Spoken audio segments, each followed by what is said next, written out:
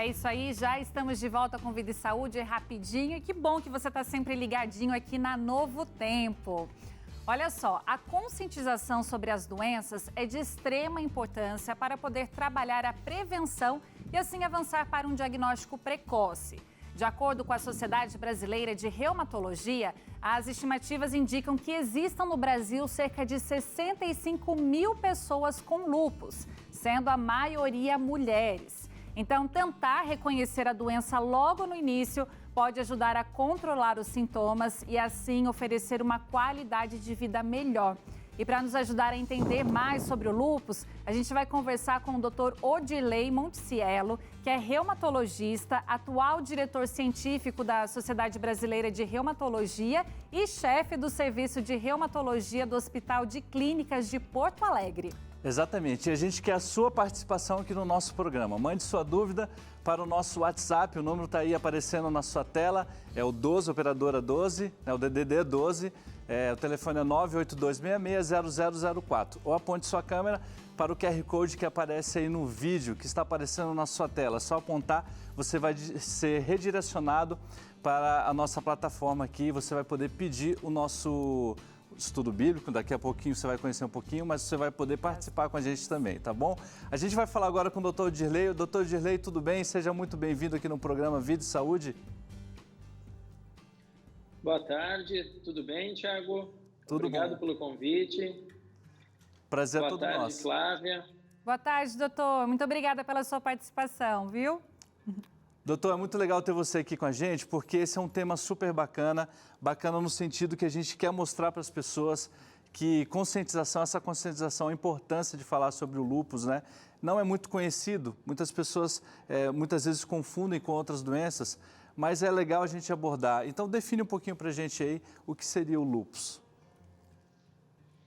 Bem, antes da gente falar sobre o conceito, né, dessa doença, eu queria dizer da importância que existe na questão da divulgação, né, na educação, do conhecimento, porque as pessoas, sabendo identificar as diferentes manifestações clínicas, não só do lúpus, mas de outras doenças, isso facilita muito o diagnóstico precoce, Exato. que para nós é fundamental. Na medida em que a gente diagnostica precocemente as doenças, a gente consegue tratá-las de maneira adequada, prevenindo muitas vezes dano e podendo melhorar muito a qualidade de vida das pessoas. Então é muito bom estar participando de um programa com esse enfoque, né? Divulgar conhecimento. Bem, sobre o lúpus, é difícil conceituar assim de uma maneira fácil, né? Porque é uma doença tão complexa, né? Mas assim, em poucas palavras, a gente pode resumir como uma doença inflamatória crônica, né? Que pode acometer qualquer órgão ou sistema do nosso organismo.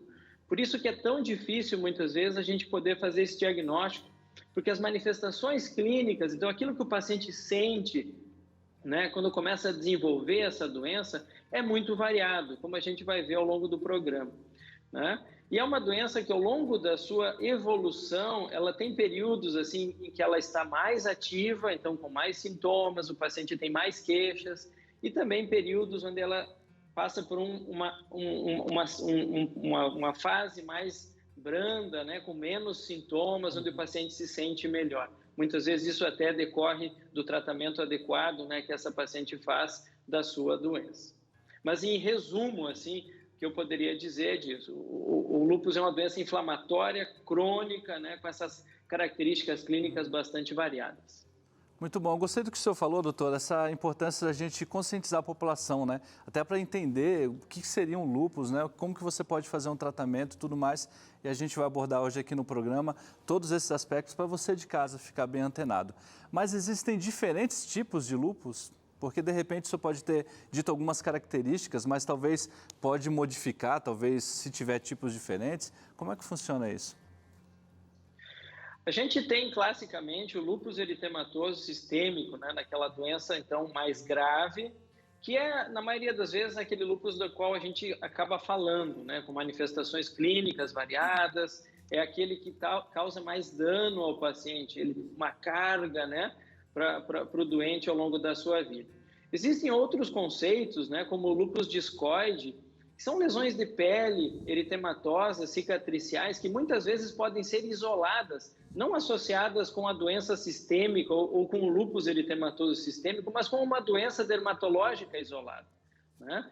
Existem outros conceitos, né, como lúpus induzido por medicamentos. Então, o paciente usando uma determinada medicação, ele pode começar a desenvolver sintomas que nos fazem pensar nesse diagnóstico do lúpus eritematoso sistêmico, né, como dor nas articulações, alterações hematológicas, febre, né, lesões de pele, mas que, na verdade, tudo isso é decorrente do uso de uma determinada medicação.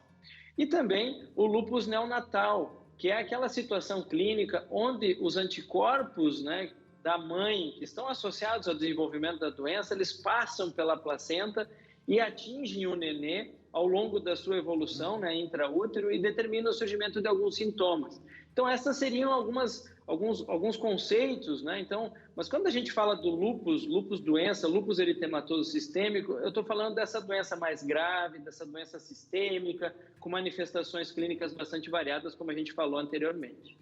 Olha, o doutor Odilei já explorou bastante aí esse assunto dos sintomas, né? Mas chegou uma pergunta aqui também. Vamos dar uma olhadinha?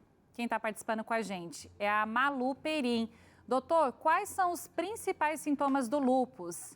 E aí, doutor, vamos olhar aqui com a gente? A gente preparou até uma dinâmica para poder ajudar o pessoal de casa a visualizar. Vamos lá? O primeiro sintoma, sensibilidade à luz. Por que isso ocorre, doutor? Essa é uma manifestação muito comum no lúpus. O que significa? O paciente ele tem fotossensibilidade, ou seja, aquele paciente que toma sol, ou mesmo radiação ultravioleta que não oriunda do sol, como de lâmpadas fluorescentes, ele adquire um eritema, um vermelhidão da pele muito acentuada, né? Então, isso remete, né, a gente pensar nesse diagnóstico. Outras lesões também de pele, né, um pouco mais assim inflamadas, né, que surgem também como exposição à radiação solar, né, o lúpus cutâneo subagudo, como a gente chama, né, uma forma de doença de pele um pouquinho mais grave, né? Então, é bastante comum nesses pacientes acontecer essas manifestações cutâneas que são exacerbadas ou mesmo desencadeadas por essa exposição à luz. Muito bom. Doutor, tem a segunda característica aqui. Inclusive, eu quero aproveitar e já dizer, cara, eu me surpreendo com essas dinâmicas aqui do Vida das Saúde. Produtoras, né? O pessoal é fantástico, olha só. Vamos lá. A segunda é dor muscular ou rigidez. Isso. Sintomas musculoesqueléticos no lúpus são muito comuns também. Mais de 80%, 90% dos pacientes apresentam essas manifestações ao longo da evolução da doença, que se caracterizam por dor muscular, que a gente chama de mialgia, artralgia, então dor nas articulações, inflamação das articulações, que a gente chama de artrite, isso, claro, que determina para o paciente dor, né? Restrição de movimentos, incapacidade, muitas vezes o paciente tem rigidez matinal, né? Ele acorda rígido e ao longo do dia ele vai melhorando assim a sua mobilidade, né? Então isso é muito comum acontecer no lúpus, né? Todos esses sintomas envolvendo o sistema músculo-esquelético, né? Então músculo e articulações. Doutor, olha só, o próximo sintoma, até as mulheres sofrem bastante com isso, então é legal dar uma verificada e checar se realmente é só, olha, uma queda de cabelo comum ou se tem alguma relação também com a doença, né? Me preocupou agora, viu, Flavinha? Não, mas a tua queda de cabelo é de outra etiologia, Thiago. Com certeza. Aqui a gente está falando de uma doença que tem na sua evolução essa manifestação clínica que é muito comum, a perda de cabelo, né? Que a gente chama de alopecia, né? Isso decorre da doença em si e geralmente dos seus períodos de atividade. Então, a paciente vai ter uma fragilidade capilar, ela vai perder mais cabelos, ela vai ter uma rarefação, né, dos cabelos, especialmente na região do couro cabeludo, mas também pode acometer outras áreas, né? E muitas vezes existem lesões que surgem no couro cabeludo que determinam o surgimento de cicatrizes. É uma alopecia um pouquinho diferente da que eu descrevi anteriormente, que é uma alopecia cicatricial. Qual é a diferença das duas? É importante a gente saber isso, porque a cicatricial, na medida em que ela ocorre, eu não vou mais poder recuperar aquele cabelo. Mas a alopecia que ocorre só pela rarefação, pela fragilidade capilar, sem dano né, do folículo piloso propriamente dito, com o tratamento da doença, eu consigo permitir que essa paciente volte a ter cabelos, e muitas vezes cabelos muito bonitos, até mais bonitos do que ela tinha anteriormente. Então, isso é muito importante dos pacientes terem essa ideia, né, que a doença ela ocasiona a perda de cabelos, né, mas na medida em que a gente trata a doença, isso tudo consegue ser revertido, né? A não ser nos casos em que eu tenha lesão cicatricial, e aí realmente é irreversível. Né? Isso é importante que o senhor falou, doutor, porque muitas vezes as pessoas podem confundir, né, Flavinha, o que seria apenas uma calvície hereditária, né, ou no caso do lúpus, que é uma perda de cabelo momentânea, que pode ser reversível, né? Até mesmo para dar um pouquinho de esperança para quem está em casa assistindo a gente, principalmente as mulheres, né? A próxima característica aqui, doutor, é a fraqueza. A fraqueza está muito ligada naquilo que a gente descreveu antes dentro do sistema músculo-esquelético. Né? O paciente ele sente essa fraqueza, é como se retirassem a energia do paciente. Ele tem essa fraqueza, muitas vezes também descrita como fadiga, né? E que pode ou não estar associada à atividade de doença. Tem muitos pacientes que têm lúpus, o lúpus está sob controle, está sendo tratado com medicamentos, né? Os exames laboratoriais melhoram, os exames clínicos melhoram, mas essa fadiga persiste, uma fadiga que a gente diz uma fadiga do lúpus, né? E que realmente ela retira muito da qualidade de vida dos pacientes, né? E é uma fadiga que a gente só consegue melhorar na medida em que o paciente se engaja em programas de exercícios físicos, muitas vezes, que até hoje é a medida principal aí para a gente poder combater essa fadiga, essa fraqueza no lúpus eritematoso sistêmico.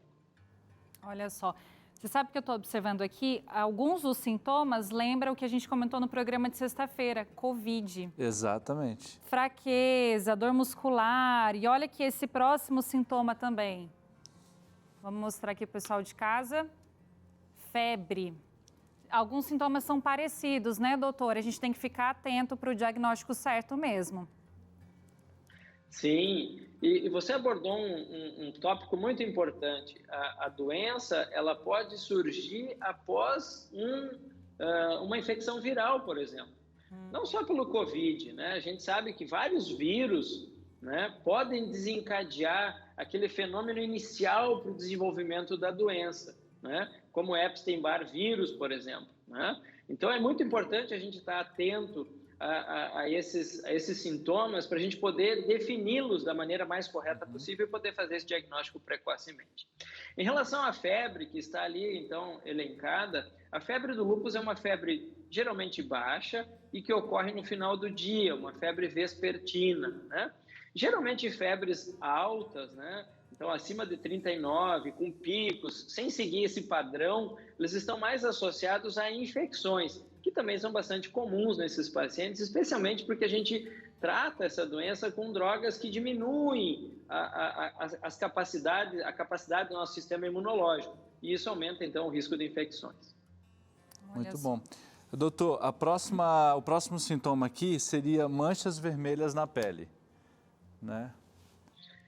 Isso, essas manifestações, elas também estão ligadas, então, àquilo que a gente comentou antes, né, das manifestações cutâneas que no lúpus são muito comuns, né? Então, a fotossensibilidade, aquele eritema, né, aquela vermelhidão que surge na pele após exposição solar, as lesões vermelhas, né, elevadas que podem surgir, então, em áreas fotoexpostas, como no lúpus cutâneo subagudo, né, e também lesões discoides, que são lesões de lúpus discoide, né, que são lesões cicatriciais, que são lesões eritematosas, também elevadas, e que evoluem com cicatriz, e que muitas vezes, quando localizadas em áreas expostas, assim como o rosto, né, determinam, então, verdadeiros estigmas para os pacientes, né, porque todo mundo pergunta, e essa lesão no seu rosto, do que é?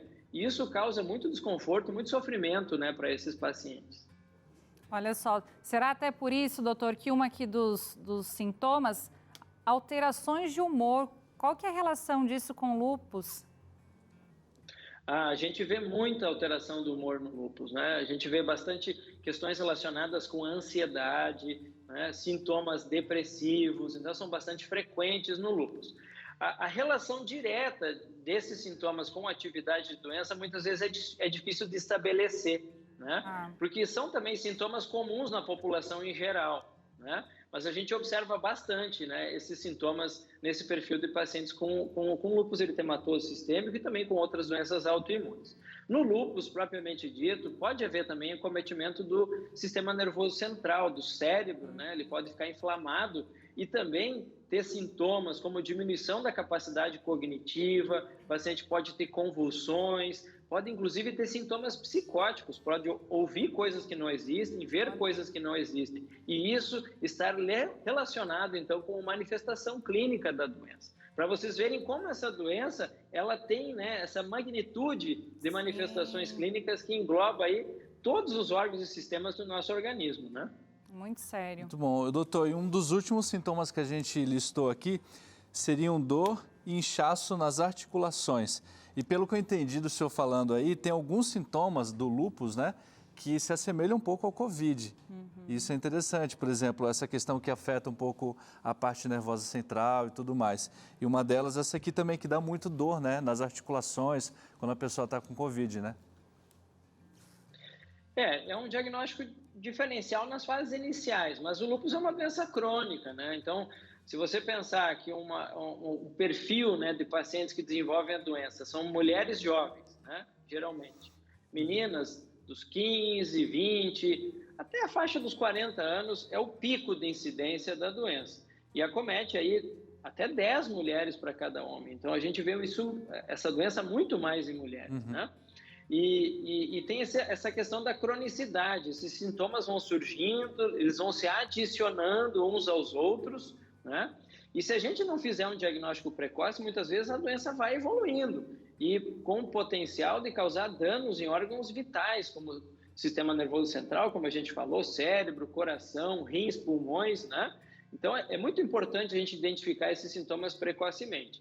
Mas indo ali para a questão da dor e do inchaço nas articulações, né? Como eu falei anteriormente, a artrite, ela ocorre no lúpus eritematoso sistêmico, é muito comum ocorrer isso. Também a gente vê muito artralgia, ou seja, a gente não consegue detectar achados inflamatórios nas articulações, como edema, né? Calor, rubor, mas o paciente tem muita dor articular, né? E isso tira muita qualidade de vida do paciente, inclusive tira a capacidade funcional muitas vezes, né? Então trazendo restrições aí para as questões laborativas, né? Então é muito importante esse sintoma e a gente poder estar identificando isso e podendo fazer o diagnóstico diferencial. Até porque o lúpus não é a única doença que dá dor articular. Vocês falaram aí do Covid, né? Mas a gente tem inúmeras outras doenças, inclusive reumáticas, que causam dor e inchaço nas articulações, né? Olha só quanta informação, Exato, né? Quanta coisa a gente está aprendendo aqui. Doutor, olha, chegou uma interação aqui, vamos dar uma olhada. Quem que é? Linda. Fui diagnosticada com lúpus e depois de 1 ano de tratamento, a médica disse que não tinha mais a doença. Porém, as erupções na pele do rosto que inflamam e dói muito voltaram, além da queda forte de cabelo e dor de cabeça. Essa doença tem cura? A pergunta da Linda, doutor. E aí já quero saber também, se sim, qual seria o tratamento, doutor? Oi, Linda. Muito obrigado pela pergunta. Infelizmente, minha resposta não vai ser animadora, tá? Porque o lúpus não tem cura, né? É uma doença crônica, como eu falei no início, uma doença inflamatória crônica e que a gente passa ao longo da sua evolução com períodos, que nem eu falei, de acalmia, onde os sintomas regridem, o paciente se sente muito bem, mas volta a ter períodos de atividade de doença. Então, por isso que é importante o paciente ou até os próprios colegas, né, médicos, terem isso em mente, né? O lúpus não é uma doença que se cura, é uma doença que se acompanha ao longo da evolução. E a gente não precisa ficar triste por isso, porque muitas doenças não têm cura e a gente trata e o paciente fica bem e a vida que segue. Então, nesse caso, você tem essa doença, você deve ter passado por uma fase de remissão de doença, né? Mas que agora, por algum fator ambiental, talvez alguma infecção viral ou mesmo nos meses de maior exposição à radiação do sol, né, como são os meses de verão no nosso país, né, janeiro, fevereiro e março, a gente vê muito mais reativação da doença nesses meses, né?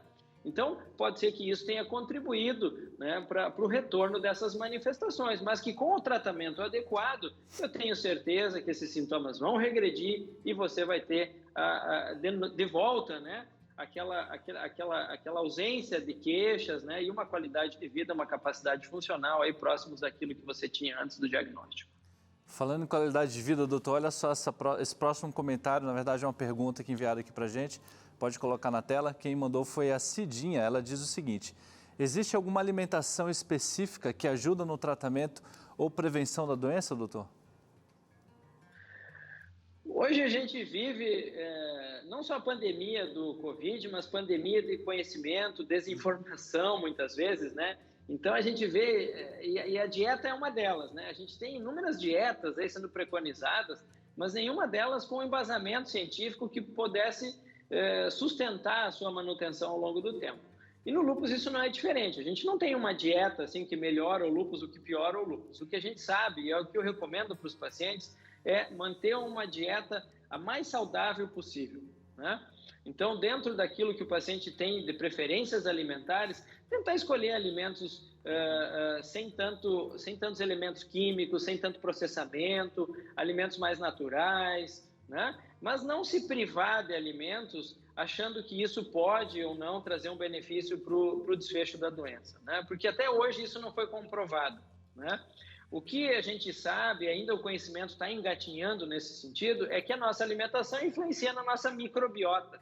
São os micro-organismos que vivem no nosso intestino e eles têm uma relação íntima com o nosso sistema imunológico. Então, muitas vezes, algumas alimentações que o paciente pode, algumas modificações na alimentação ou nos hábitos alimentares podem trazer alguns benefícios, né? Eu mesmo já tive pacientes que me disseram: doutor, eu parei de comer determinado alimento e estou me sentindo melhor. Então, ótimo, segue nessa tua modificação alimentar, porque está te trazendo benefício. Agora, do ponto de vista de eu recomendar alguma dieta que possa levar a uma modificação da atividade de doença, infelizmente a gente não tem esse conhecimento até agora. Talvez no futuro, né, com o avanço da ciência, a gente possa um dia chegar aqui e dizer que alimentos A, B e C podem trazer benefício e alimentos E, F e G possam trazer malefícios aí no desenvolvimento da doença. Tentar ter uma alimentação mais saudável, né? É o melhor. E aqui no Vídeo Saúde a gente ensina, E também manter a rotina de atividades físicas, né? Que o doutor tinha mencionado no início, que ajuda bastante. Exatamente. Doutor Odilei Monticielo, muito obrigada pela sua conversa de hoje, pelos esclarecimentos sobre o lúpus. Obrigada mesmo pela sua participação aqui no Vida e Saúde, viu? Eu que agradeço ao Flávio, ao Tiago, a Flávia e ao Tiago, né? E a TV Novo Tempo aí pela oportunidade de estar aqui divulgando um pouco de conhecimento a respeito dessa doença. Uma boa tarde a todos.